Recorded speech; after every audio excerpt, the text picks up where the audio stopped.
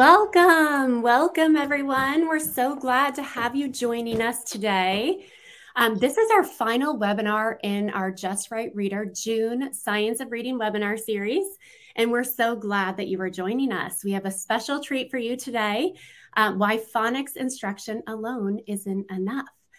So as you're joining us, find the chat on the right-hand side and let us know who you are. Share your name, share your location, share your role with us as well. As you are doing this, a few housekeeping things. This webinar is being recorded. So you will get a recording in about 24 to 48 hours. If you have any questions, you can put them in the Q&A tab. It's right next to your chat tab, but put it in the Q&A, and that makes it so that we won't miss that question. And then, yes, introduce yourself in the chat so we know who you are. Welcome, Erica. So glad to have you here with us. Welcome, Cody and Karen. It's great to have you all. As you are all still introducing yourself in the chat, I'll go ahead and get started with our introductions. My name is Tracy Purdy, and I am the Director of Learning here at Just Right Reader. And I'm very excited today that I am joined by two people who are very passionate about literacy. First, I'm going to introduce Christy Lamb, who is the Director of Partnerships here at Just Right Reader. Christy's a former teacher. She's an former instructional coach, reading specialist, elementary principal, and also the co-founder of Modern Principal. Welcome, Christy. So glad to have you with us.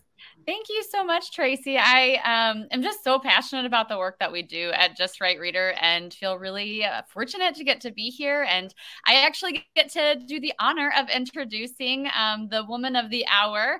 We have Dr. Laura Tortorelli here with us, and she is an assistant professor of elementary literacy in the Department of Teacher Education at Michigan State University. She actually earned her PhD in reading education from the University of Virginia, and her scholarship and her research really examines the text, technology, and instructional practices that support early reading acquisition in school contexts, which is something that we're all here wanting to learn about. I see in our chat, we have so many of you who are, at school sites, you're at the district level. And so she really has a lot to share with us. She's even been named an emerging scholar by the Reading Hall of Fame and a Jean Chall visiting research by the Harvard Graduate School of Education. And she is currently an associate editor of The Reading Teacher. So Dr. Tortorelli, we are so excited to have you here, and thank you for joining us. Thank you so much for having me. I'm really excited to be here too. I'm excited to talk. I'm always excited to talk about how we can support kids becoming proficient readers and writers. So I'll just take it from here, if that's okay. I'm here to talk about why phonics instruction alone isn't enough. And I wanted to provide a little bit of background. As Christy said, I got my PhD in reading education from the University of Virginia. And I did a lot of teaching in Virginia, as well as working in a reading clinic with struggling readers. And so I came from a context where phonics instruction and teaching kids word reading was like paramount and very important. And then I moved to Michigan in 2015. And when I first got here, there really wasn't a lot of attention to these early literacy skills and supporting kids in their word reading. And so I've actually done a lot of work here in the state of Michigan to support changing that direction. I did that work in collaboration with MDE and Nell Duke at the University of Michigan. And we've really, I can always say we were kind of doing the science of reading before it became a social media thing here in Michigan. And I've seen a lot of improvement here in the state of Michigan and how we teach these initial phonics skills. But I've also gotten to see how some of the pitfalls that I think schools and districts can encounter when they start really embracing the science of reading and trying to do a better job in this area of work. And so I really think one of the things that I wanted to talk about today, and really everything I'm talking about today will draw on both my own research, but also research of other people who have done a lot of work around beginning reading instruction and foundational skills, but also what I see in in my partner schools here in Michigan, what I've seen through my statewide outreach work here. And what I found was that it wasn't really just phonics instruction that we needed to focus on. What we needed to focus on were all of the foundational skills. And foundational skills are basically all the things that kids need to decode print and make sense of print in English. There are foundational skills in every language, but English has a lot of very specific sort of quirky things about it. And all of these things, including knowledge of the sounds of English language, which is phonological and phonemic awareness, as well as the alphabetic principle and how letters are represented, and how in print and how they represent sounds, how words are formed. All of those things are predictors of proficient reading and writing down the road. So it's not just phonics knowledge, but all of these foundational skills that we know we need to build up in young readers to help them become proficient readers and writers. And so it's not just phonics, but what I like to think about is we are laying the foundation for higher level reading, writing, and learning by helping kids connect oral language and print. Kids come to school with all kinds of assets, linguistic assets and language skills, and we're helping them map those onto print. And this is important because we're trying to teach kids how to make meaning from text independently. I know that teachers do a great job of scaffolding and supporting kids in making meaning from text together all throughout the early grades through interactive read-alouds and other things. But the goal of my research is to figure out how we can get kids from that beginning stage where they're first developing these foundational skills to the independent stage where they can pick up a text that interests them, that motivates them, and make meaning from it independently. And so my research really focuses on what kids need to get from point A to point B. And so a major goal of reading instruction is to help kids, help kids become proficient readers and writers as early as possible so that that whole world of reading is open to them. And what we know, and what my research really draws on, theoretical and empirical research that has been done over the years that establishes how kids learn words. And there's really 3 steps that are key to developing kids into proficient readers. The first is orthographic mapping. The second is connecting to meaning. And the third is retaining those words in memory. So I'm going to talk just really briefly about each step. I'm sure you've all heard of orthographic mapping. This is the process by which kids match the sounds that they hear in words through their phonemic awareness to the letters that represent those sounds, drawing on their alphabet knowledge, the alphabetic principle, and their phonics knowledge. And phonics knowledge is really what they use to do this orthographic mapping. So when they see the word rock, they know that the word rock has 3 sounds, r, ah, k, and they map each one of those sounds onto a letter or letters that represent those sounds. So in the case of rock, it's R, O, and then CK for that final K sound. So the process of doing that, linking those pronunciations and spellings is called orthographic mapping, and it is absolutely where that phonics knowledge that we're teaching comes into play and why it's really important. However, I think sometimes we get the impression that kids do this every time they encounter a word, that they have to do this mapping work or use their phonics knowledge to decode the word every time they encounter the word. But in fact, there's a second step that needs to happen, which is connecting that word to meaning. When kids decode the word rock, they need to actually recognize that word in their oral language and match it to a word that they already know. That allows them to access all of the different meanings that the word rock has, and also to connect the word rock to other forms of the word, like rocks, rocked, rocking, or bedrock, for example. And that connecting to meaning part is actually a part of how they store this word in memory. If you're just if you think about it, if you just make a bunch of sounds in order, you're not really likely to remember that long term. But if you can connect it to something that's meaningful in your oral vocabulary, that actually helps you remember the letters and the sounds in order and store that in memory for next time. And there's actually been research recently that shows that children's ability to take a decoded word form and connect it to meaning is as predictive of ultimate reading proficiency as phonological and phonemic awareness. So this is a really important step. After they've decoded the word, they need to connect it to a meaningful word that they already know in their oral language, or figure out the meaning from the text. And it's those 2 things together, research shows us, decoding the word fully and doing all the orthographic mapping and connecting to meaning, that helps kids store that word in memory. It creates basically a pathway in the brain from this written form of the word to the oral pronunciation to the meaning. And it strengthens every time they encounter that word and go through that whole process, right? Every time they see the word, think about how it's pronounced, think about what it means. That pathway gets strengthened, and they're able, the next time they see that word, they're able to read it more and more quickly, to the point where it becomes automatic. So while phonics knowledge is incredibly important, if kids are using it for active meaning making and reading, they won't actually be decoding words as they read. Going forward. So it's really important that that our phonics instruction and our foundational skills instruction support kids in going through all three of these steps when they encounter new words. David Scher's research, as well as others, shows that kids become proficient readers by going through this three-step process over and over and over again. So kids encounter a new word in text, they use their phonics knowledge to decode and map that word, they connect it to a meaning, either a meaning that they already know because they know that word from their oral language, or they figure out the meaning of the word from the context. Notice they don't decode the word from context, but they figure out the meaning. And then they have to repeat that for basically every word in the English language over and over and over again. And so this is where sometimes our phonics instruction can fall short. Something that I get to do in my current job is that I get to travel around the state and observe phonics instruction and see how phonics is being taught in different places.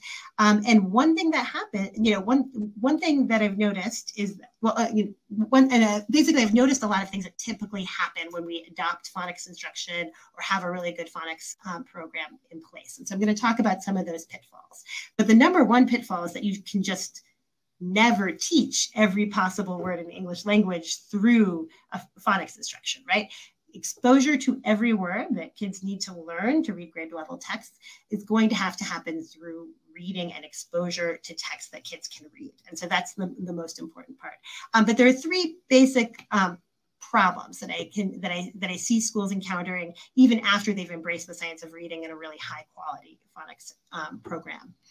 And the first is that we spend way too much time teaching words in isolation only. Phonics, of course, involves teaching words in isolation and working through words on the board and having kids work through words on their whiteboard and all of that. But if we're only teaching words in isolation, we're actually neglecting a lot of important reading skills. And this is where some of my own research comes into play. Like I said, I tend to research how kids develop into proficient readers of texts. So I did some research around what kids' reading looks like at the end of second grade. And one study that I'm showing a graph from here looked at kids who were struggling readers at the end of second grade, or kids who were still reading pretty slowly, were not meeting benchmarks, let's say that. And I wanted to see if they all had the same difficulties or if they were having different difficulties with the text. And basically what I found is that when we take the kids who, at the end of second grade are still having some difficulties with reading fluency, there's four different kinds of kids defined by what they're doing with the text. So the blue bar is profile 1. Those are kids who are reading slowly, but they're reading slowly because they're taking their time to decode the words. So they're reading pretty accurately. It just takes them a little bit longer to do it than it does some other kids. Profile 2, the red bar, were kids who needed a lot more time to do that, but were still trying to read accurately. So if they slowed down a lot, they were able to recognize most of the words in the text. Profile 3 were kids who were just blasting through the text, kind of skipping words, making mistakes, getting through it pretty quickly, but not necessarily paying attention to the words in the text. And profile 4 were kids who really had a difficulty recognizing the words, even if they took plenty of time. And what I found was that these profiles were predictive of how well the kids did on the end of year state standardized test a year later.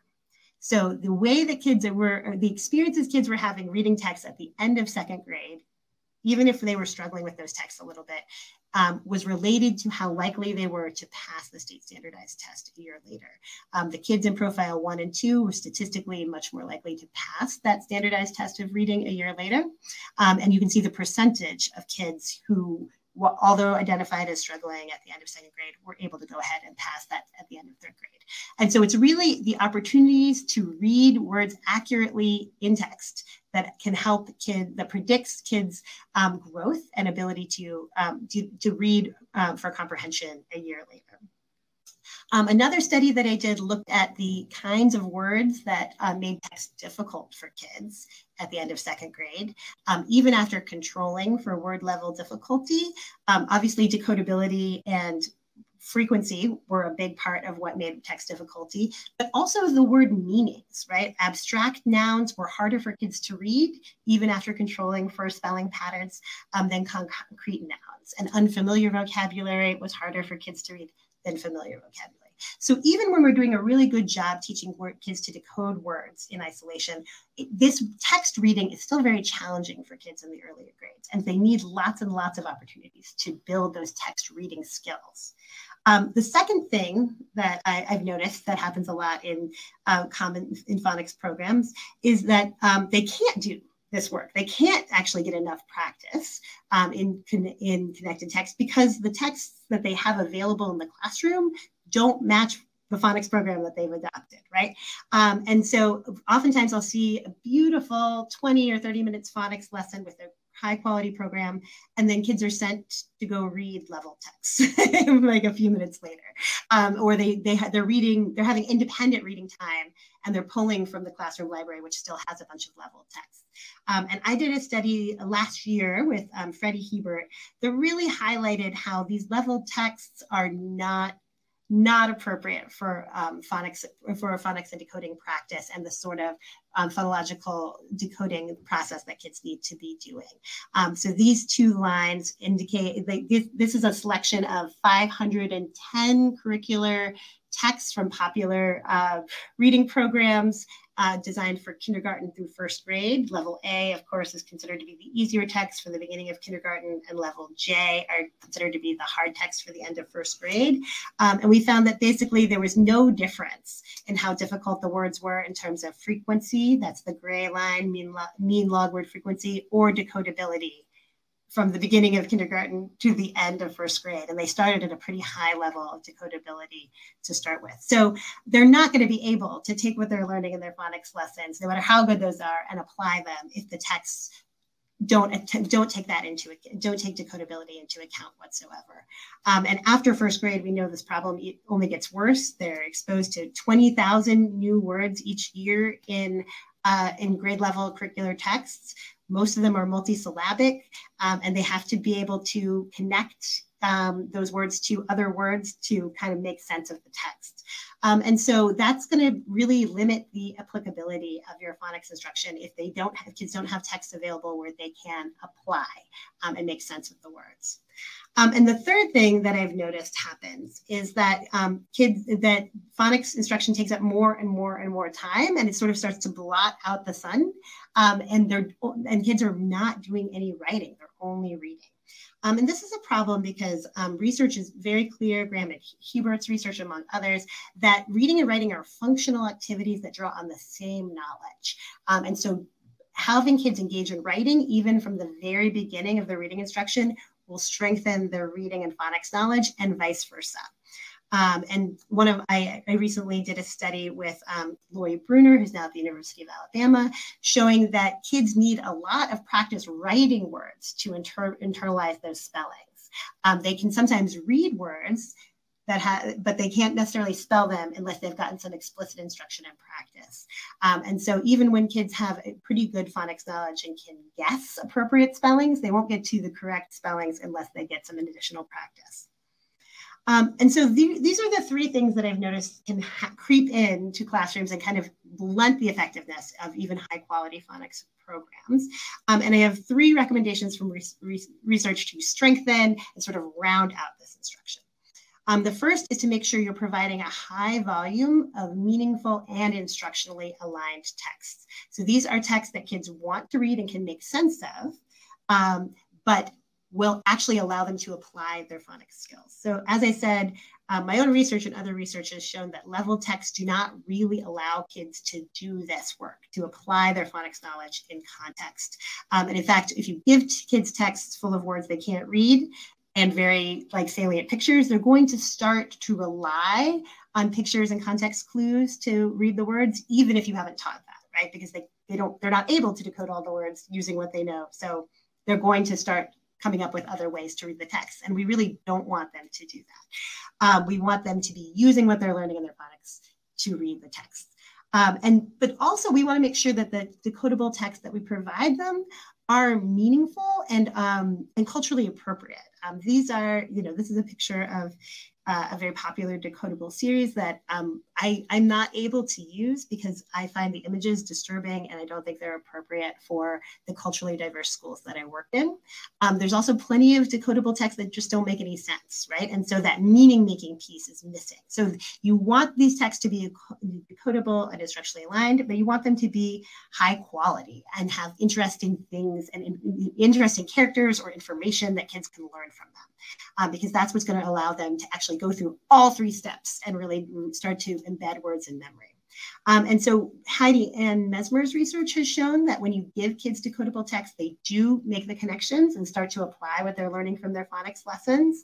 And there was also recently, just on Friday, I think, a new study came out that was a meta-analysis of reading interventions in elementary grades. And they found that reading interventions that included text reading, not just working with words in isolation, but included text reading, including decodables, were more effective for improving word recognition skill than interventions that did not include reading or that did not include any decodables.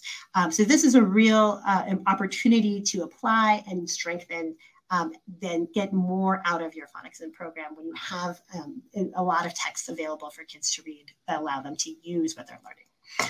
The second recommendation is to actually help kids during reading, to scaffold them during their text reading so that they can use to help them make those connections more concretely. We do not want them to be trying a bunch of different decoding strategies, including skipping or looking at the picture.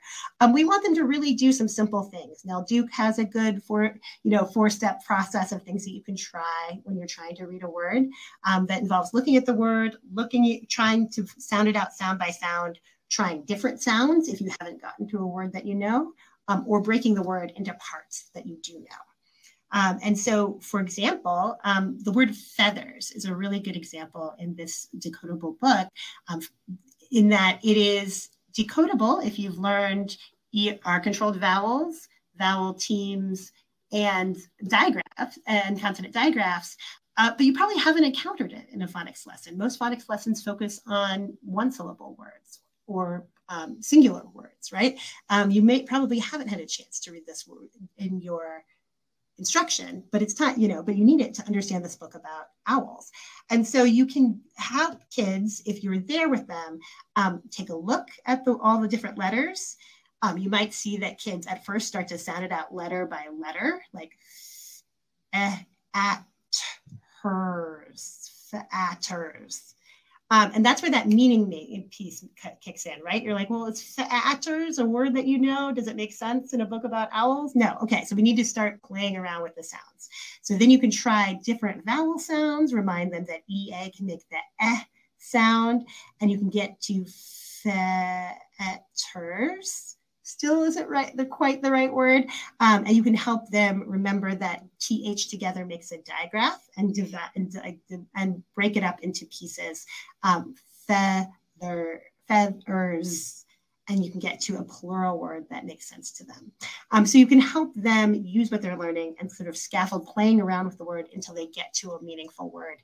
If you have a meaningful word, right? If you don't have context and you don't have a word that does have if you don't have context to support meaning making and the word doesn't include things that phonics features they've already learned, this scaffolding you won't be able to scaffold them as effectively. Emily Rogers at Ohio State has done some really good research around what effective scaffolding looks like during reading instruction. And she finds that that tutors who help or teachers who help kids make those connections between what they're learning about letters and sounds and the words in the book improve reading achievement much more than tutors who just provide other types of support. And so we know that this works. And again, that meta-analysis that just came out really highlights the importance of helping kids apply what they're learning in interventions in real texts that allow them to use those skills. And then finally, the third recommendation is to have kids write in response to reading. After they're done reading a text, have them write something quickly that either like answers questions about the text, summarize the text, or personally responds to it in some way. And Walpole and McKenna in their book have a little scaffolded writing routine that they recommend for kindergartners. And that it's important at that level all the way up through the elementary grades. And so they recommend having kids, after they've read a book, orally compose a sentence in response, repeat the sentence out loud, write a line for each word in the sentence, and then take each word one at a time and work it through, stretching out the sounds and matching them to letter sound patterns that they have read. And I've seen this work in kindergarten because they are then using their phonics knowledge in the reverse way, right? They're using it for encoding rather than decoding. It's another way of practicing and solidifying those skills.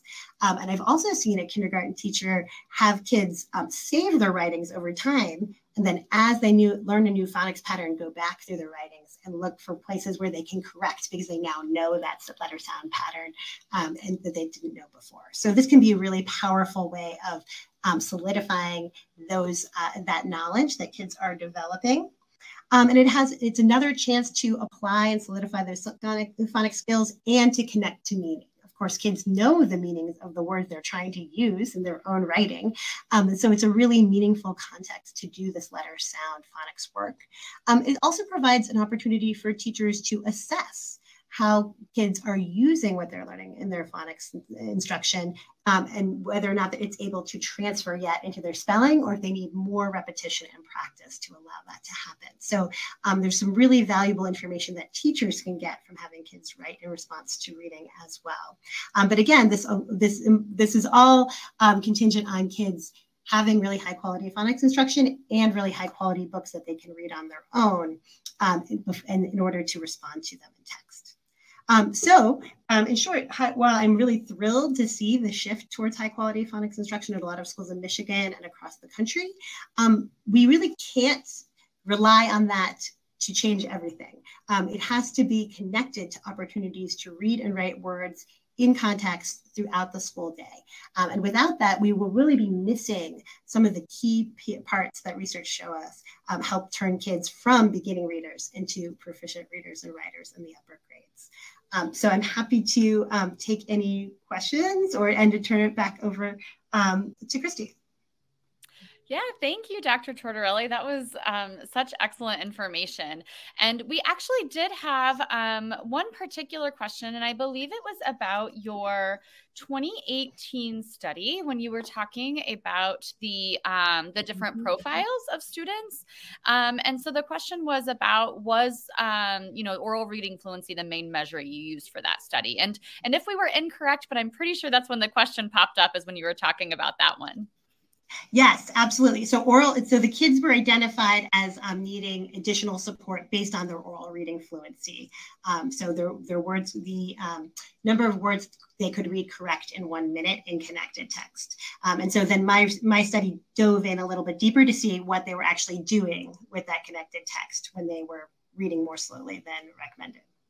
Excellent. Thank you for answering and clarifying for that for us. Mm-hmm. As I'm looking through a lot of our participants today, I see a lot of folks who are at the classroom level who are joining us today, folks who are at the building level. They might be a principal or a literacy coach or specialist that's site-based. And then I also see a few district level people who are joining us. And so I would just love to know if you kind of had one piece of advice for a classroom instructor, what it would be. If you had one piece of advice for someone at the building level leadership, what would it be? Mm-hmm. And then also that district level, one piece of advice for each of those levels based on these pitfalls. Yeah, so for a teacher, I think the number one thing is to make sure your phonics instruction isn't isolated from the rest of the day. Like, think back about all those foundational skills that kids need to learn to read. All of those things need to be connected, right? So you don't need to be doing like 10 minutes on phonological awareness and then 10 minutes on phonics focused on different sounds, right? You want those to align. And then you don't want kids to go read independently in something else, right? You want that part to align. So basically look for opportunities to increase the effectiveness of the instruction by aligning all those different parts of your literacy block. So that would be what I would say for teachers. And then for district administrators, the key thing is that you want to make sure you have appropriate reading materials for kids at each grade level that supplements. You can't just buy the program. Some programs come with books. Sometimes the books are bad. You know, you want to make sure that you have the appropriate reading materials for kids to work on applying those skills, because sometimes you can just buy the program, but you're really still using, you know, reading materials or other things from earlier programs or curricula, and you kind of end up with a Frankenstein where like the things don't match up. And it's really important that kids can apply what they're learning in your new high quality curriculum to the rest of their reading block. Thank you for that. Thank you. Let's see. I'm looking through those Q&As. It also looks like someone would like us to maybe re-show the slide about the writing in response to reading right before the scaffolding slide. So we'll get that pulled up. So if anybody would like to review that, they definitely can. And then Dr. Tortorelli, I would also be interested, based on our Q&A questions that are in the Q&A section.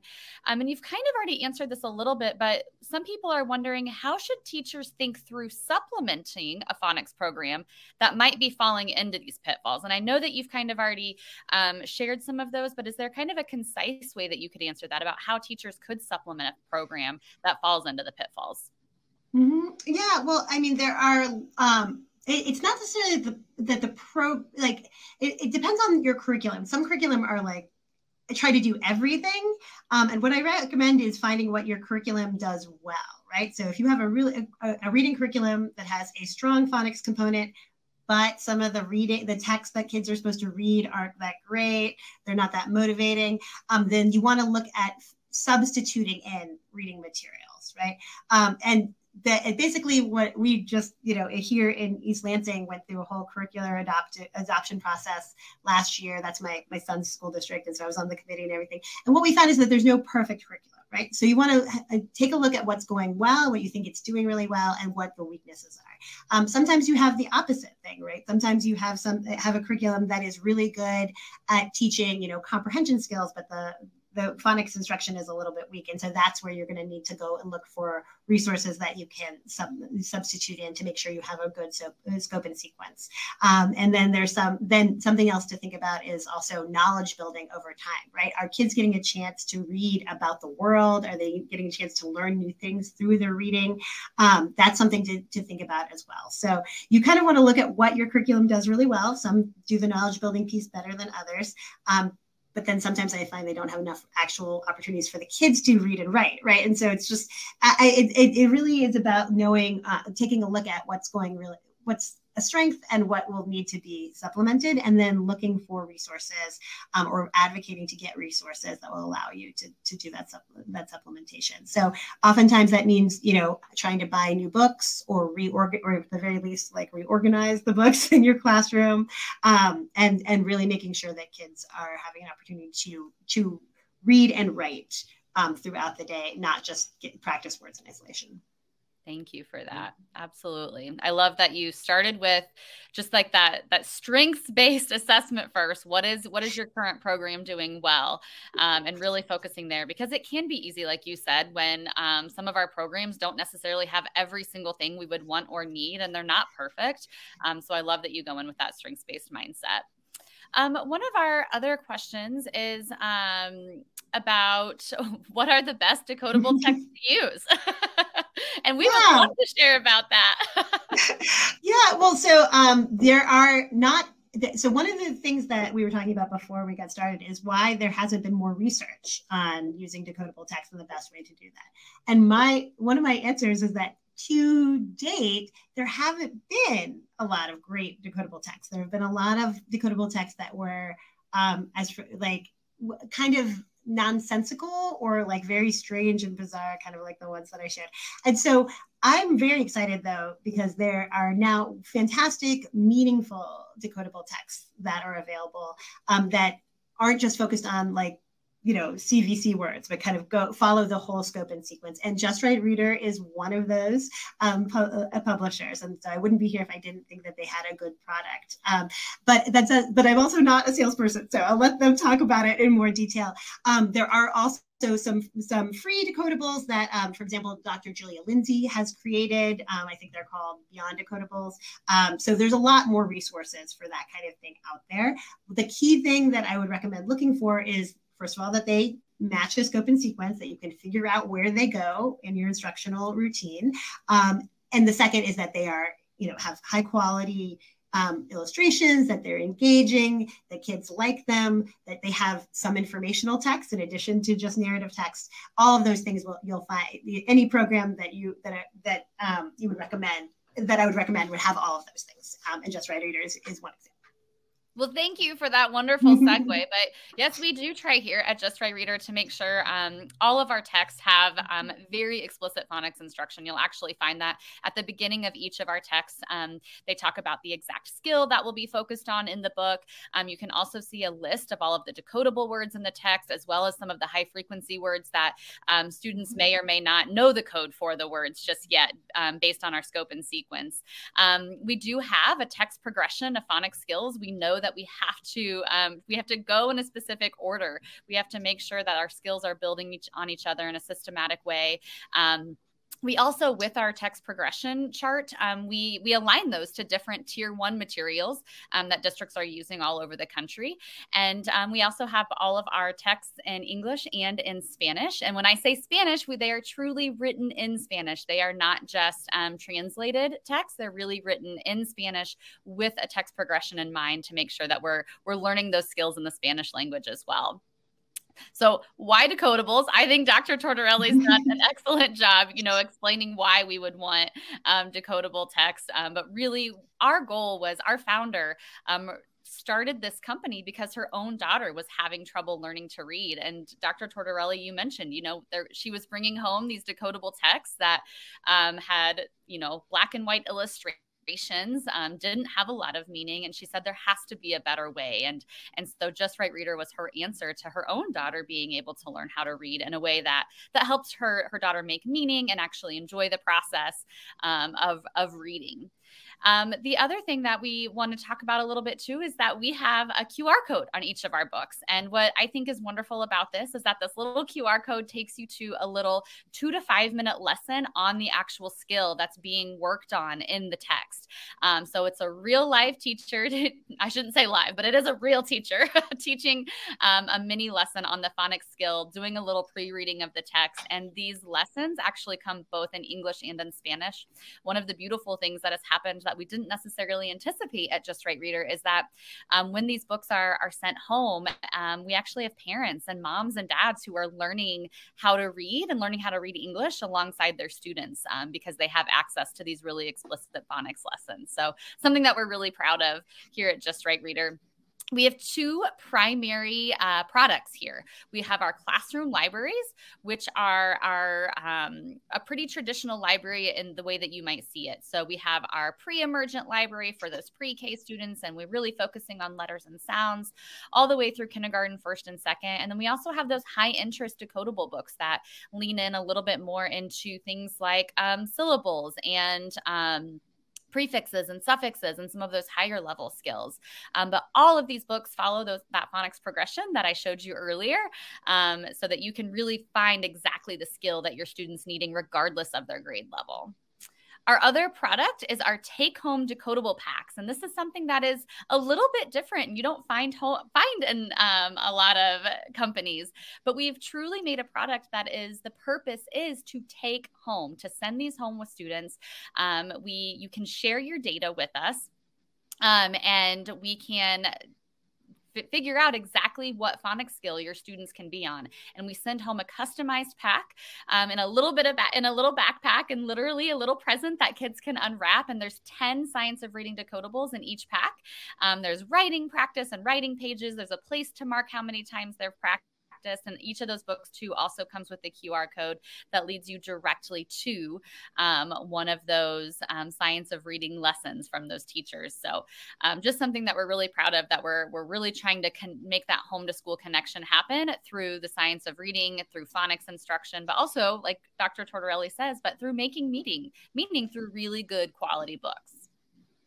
It looks like too, if you have time, Laura, we have a few other questions in our Q&A. So it looks like something that stood out to me from this person says that the statement that we don't want students to rely on pictures and context clues to decode a word, nor the mat sat or Pat the cat sat on the mat. This has always been a tool for teaching. Can you talk more about that? Yeah, so I feel like sometimes I go back and forth and I'm confusing people, but pictures and context clues are very important for the meaning of the text, but it's not what we want them to do first. We want them to decode the word first and then connect to the meaning. And so you absolutely want there to be engaging pictures and a meaningful context when kids are decoding as when they're practicing that. But so it's not that we're throwing that out, right? That's absolutely valuable information that kids use, but they use it for that second step, for the connect to meaning step. We want, when we actually, if they skip over the first step and just guessed based on the picture or the context, they'll miss the orthographic mapping. And remember, they need both things to encode that word in memory.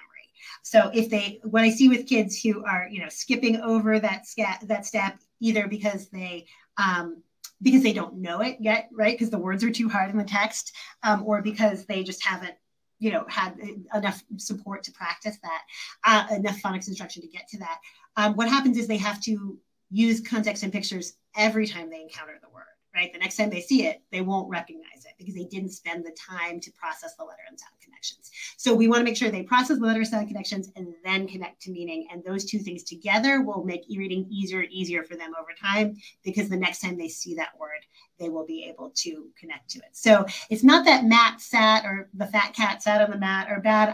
I taught with those books, they absolutely, if you can inject as the teacher some meaning to those, but if they're just reading those words as rote practice and it isn't meaningful and interesting to them, then they won't have that second step of connecting to meaning. So you really want both. It's not that an either or. You want texts that encourage them to both orthographically map the words and make sense of the words as they're reading. And when you have both of those things going, it's going to do wonders for their progression through reading and moving along towards reading proficiency. Absolutely. And at the end of the day, we want kids to love to read. We want them to leave our schools wanting to be lifelong readers. And so when we give them good and authentic texts as their first learning, I think we increase that likelihood. I don't have any data to support that, but I could only guess. Well, actually there is a lot of research about love of reading and like how to support reading motivation. And it really is primarily through giving them tasks that they can't, experiencing success, right? So we want kids to love reading while they're reading it, so they'll do the reading. We want them to enjoy it, but also giving them opportunities to be successful is what is going to make them love reading long term, right? So you want it to be fun and engaging in the moment, but you want to support that skill development over time to turn them into lifelong readers. Absolutely. We have one other question that I want to for sure get to today. We have several in the chat. We apologize in advance if we don't get to all of them. But one of our viewers, one of our participants today I find it difficult to find any decodable texts that match the various scope and sequences for each phonics program. And if they don't align, there will always be parts of the books that are too challenging. What do you do with this? Yeah, so that's where you come in. That's why it's important to not just hand kids books and send them off. What I do is I think about what I've taught them. If they come across a word that's a little bit too challenging, and I think about whether or not I can get them there. For example, the word feathers would be an example of this, right? That's a challenging word that I would not expect a lot of kids to read independently if they've been mostly just working their way through, a phonics program. But if I can support that, if I'm there with them, I can help them. I can help them identify the parts they know. And if there's a part they don't know, I can just provide it. I can be like, we haven't gotten to ER, to R controlled vowels yet, but When you see ER, that's So you already read the first part here with the parts that you know. Can you add on and S? Okay, then we've got feathers, So there's a certain amount of scaffolding that you can do to fill that gap if it's not a perfect match. I like authentic text will not always be a perfect match depending on what program you're using. But having them, encouraging them to decode the words that they do have the knowledge for and supporting them in the words that they don't. Oftentimes this comes up with proper nouns. Sometimes there are names in text that are just hard to decode. And in that case, I just tell them the name and be like, every time you see this name, remember it's spelled this way. It's this name. So it's absolutely fine to fill in some of those gaps and support them if that occurs. Thank you. Yeah, I know here at Just Right Reader, we do, I showed that phonics alignment. And so that's what we use to create our progression of text. However, we know that not all tier 1 materials necessarily align to what we've done. So we've actually tried to look at some of the biggest, most popular, and even sometimes not the most popular, just things that we have clients using, and we've aligned our progressions to those. And again, like you said, it might not always be perfect. Your tier 1 program might teach CH before TH or something along those lines. But we've tried to match those as much as we can, just so that if you are teaching that CH, you can pull, exactly which books to pull within our supplemental materials to be able to support those kids as they're reading. So love that. Thank you for that. All right. Tracy, it looks like you're back. Oh, you're muted. Thank you, Dr. Tortorelli. That was wonderful. Thank you so much for sharing all of that. I just wanted to wrap up. Thank you, everyone, for joining us today and spending this time with us. If you want to check back on our Symposiums page, I'll put it in the chat right now. You can check back, and we'll have some more events coming up later in August. And we also want to share that in August, we're going to kick off our live in-person symposiums. And we bring researchers to cities all around the US to share about the science of reading and help you support and understand how you can accelerate reading achievement in your district. So if you would like to host one of these symposiums, go ahead and go to that symposiums page and you can fill it out there, or you can just check out the symposiums that we have coming up and watch them virtually. There was also a question in the chat about requesting a sample. So you can request a sample either if you have time, just scan this QR code, or else go to our website and you'll be able to get a sample of all of our decodables. So thank you so much, everyone, for joining us today. It was wonderful, Dr. Tortorelli, to hear your research once again. And please stick around and fill out the survey for us to tell us what else you want to learn about the science of reading. So thank you, everyone. Thank you.